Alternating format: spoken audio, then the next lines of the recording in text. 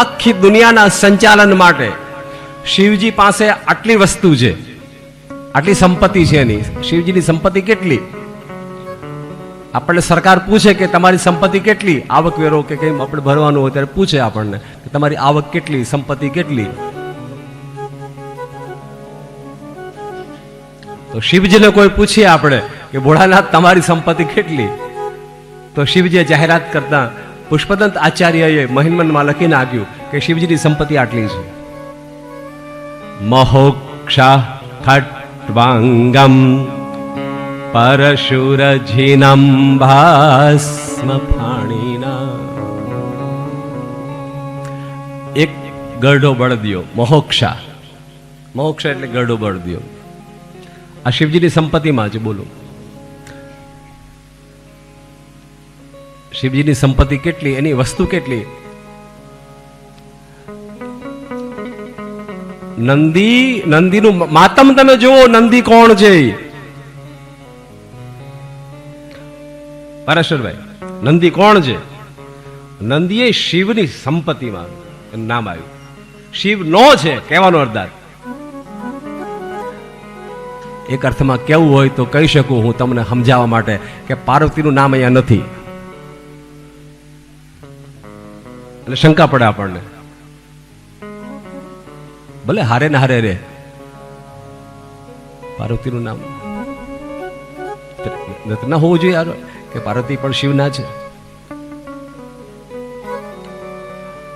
પણ નથી, કારણ કે એક વખત ભગવાન શિવ કથા સાંભળવા ગયા, રામાયણ રામકથા, અને ત્યારે માં ભવાની શંકા કરી, રામ ઉપર શંકા કરી. યાદ છે ને કથા રામાયણની? કોને કોને આ કથા ખ્યાલ છે? હાથ ઊંચો કરો. માં ભવાનીએ રામ ઉપર શંકા કરી, અર્થાત પ્રભુના મનમાં ક્યારે શંકા ન હોઈ શકે, ભવાની જુદા છે, ખાતરી થઈ ગઈ. નંદીને ક્યારેય શિવના મનથી અલગ નથી, શિવની બુદ્ધિથી અલગ નથી, શિવથી અલગ નથી. નંદીને ક્યારેય કોઈ પ્રકારની સંશય થયો જ નથી. નંદી એ તત્વ છે. અરે નંદી એટલે ભગવાન શિવ સ્વયં માની લો, કોઈ અલગ વસ્તુ જ ન માનું. નંદી અને શિવ જુદા નથી. હું અહીંયા કહેવા માંગુ તમને. મહોક્ષા ખટ્વાંગમ પરશુરજિનમ. આ બધું શિવની સંપત્તિમાં આવે છે. કઈ કઈ સંપત્તિ શિવની? શિવનું કેટલું? તમને કોઈ પૂછે કે તમારું કેટલું, આ તમે પણ નોંધ કરજો તમારી નોંધ પોથીમાં કે મારું હું, મારું કેટલું. મન્વ સ્તોત્રમાં ભગવાન પુષ્પદંત આચાર્ય કહે છે, મહોક્ષા ખટ્વાંગમ પરશુરજિનમ ભાસ્મ ફાણીના કપાલમ ચેતિયા તવ વરદ તંત્રોપકરણમ મહિન્નઃ પારંદે પર વિદુષો યદ્રસદૃશ સ્તુતિ બ્રહ્માદીના મપિતરવસન્નાસ્ત્વરી. એક તો એ બળદ, ગઢો બળદ જે નંદી, એની સંપત્તિમાં પોતાના છે શિવજીના. મોક્ષ પછી ખટ્વાંગમ. ભગવાન પાસે ખાટલાનો એક પાયો છે, ખટ્વાંગમ.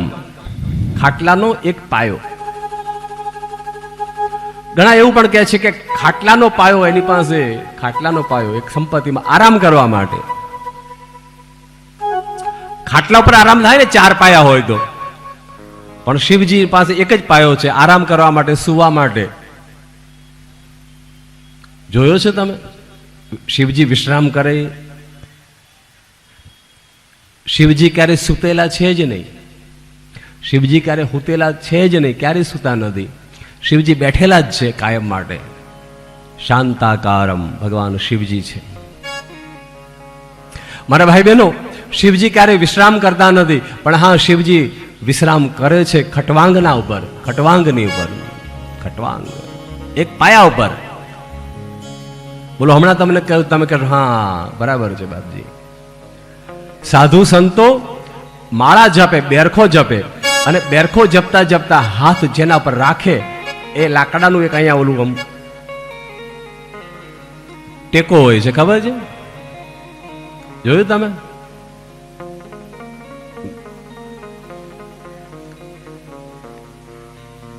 આપણે લાકડાની ઘોડી, આમ ઘોડી જેવું, જેના ઉપર આમ હાથ રાખે.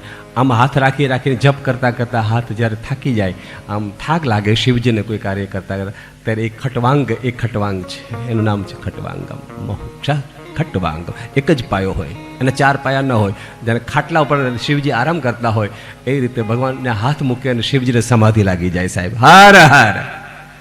જ્યાં આમ સાધુ આમ એના પર હાથ રાખે ને જપ જ્યાં જપે, જ્યાં રામ રામ સુમિરન શિવ લાગે, ત્યાં તો અપાર સમાધિ લાગે, શિવજીને આરામ થઈ જાય. આ ખટવાંગમ છે.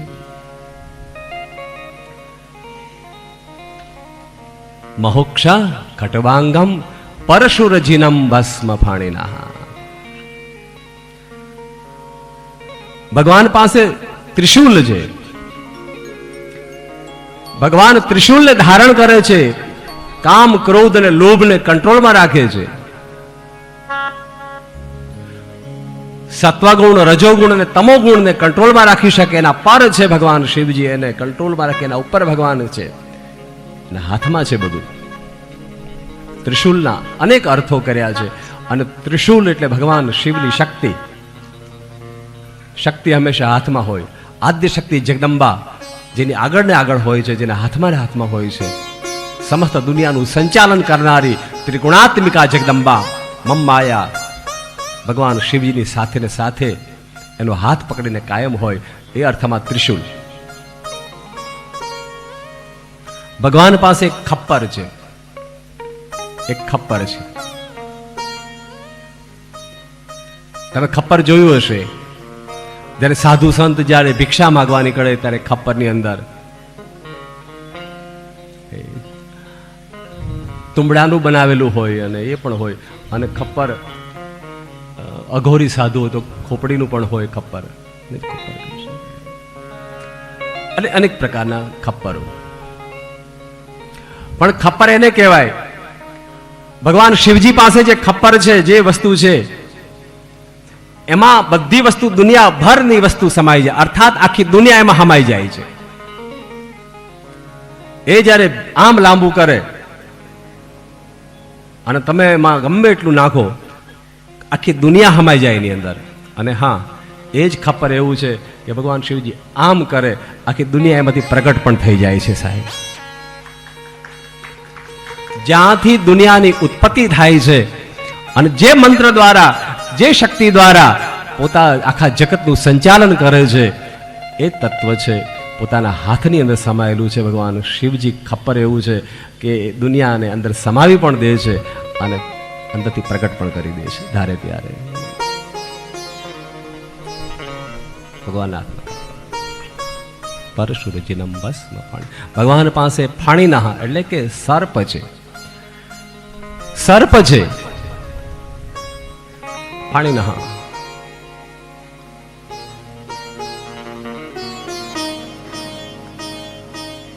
દુનિયાના સમસ્ત સંચાલન માટે નાગ દેવતાઓ નું આયુષ્ય બહુ લાંબુ ગણવામાં આવે છે. હજારો હજારો વર્ષ સુધી નાગદેવ આ જગત ઉપર હોય છે, એની સત્તા હોય છે. અને એમાં અનેક પ્રકારના અર્થઘટનો સાથે. પણ ભગવાન શિવજીની સંપત્તિમાં નાગ છે.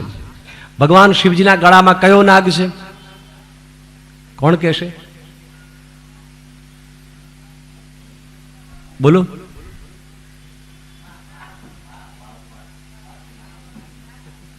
ભગવાન શિવજીના ગળામાં કયો નાગ છે?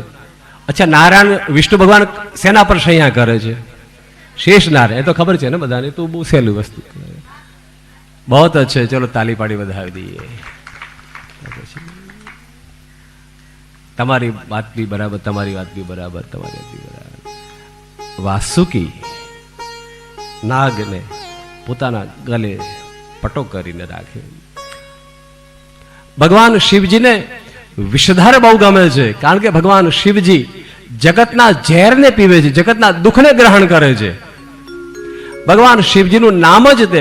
બ્રહ્માજીએ સર્વ પહેલા જ્યારે ભગવાન શિવજીની સ્તુતિ કરી, ભગવાન પ્રગટ થઈ ગયા. હવે ગઈકાલે આપણે જોયું ના, ભગવાન પ્રગટ થયા અને સર્વ પહેલા બ્રહ્માજીએ જ્યારે સ્તુતિ કરી અને જે શબ્દ વાપર્યા, હે ભગવાન ભોળાનાથ,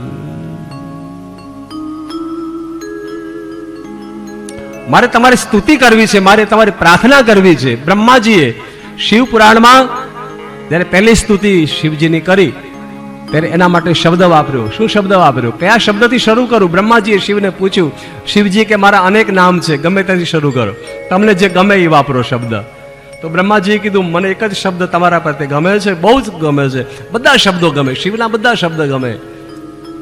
શિવના હજારો નામ છે મારા ભાઈ બહેનો, પણ બ્રહ્માજીએ કીધું કે મને તમારું નામ ગમે છે નીલકંઠ. કયું નામ ગમે છે? નીલકંઠ નામ ગમે છે. વાહ ભાઈ વાહ. બ્રહ્માજી હંમેશા ભગવાન શિવજીને નીલકંઠ નામથી બોલાવે છે અને એનું નામ પાડ્યું છે નીલકંઠ વર્ણી. બોલી નીલકંઠ વર્ણી ભગવાન જય.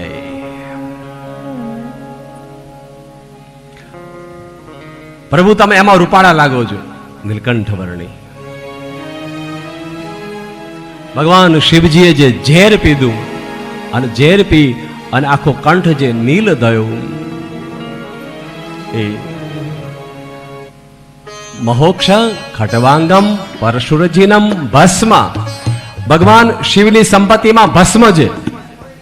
સાંભળો, શિવજી કહે છે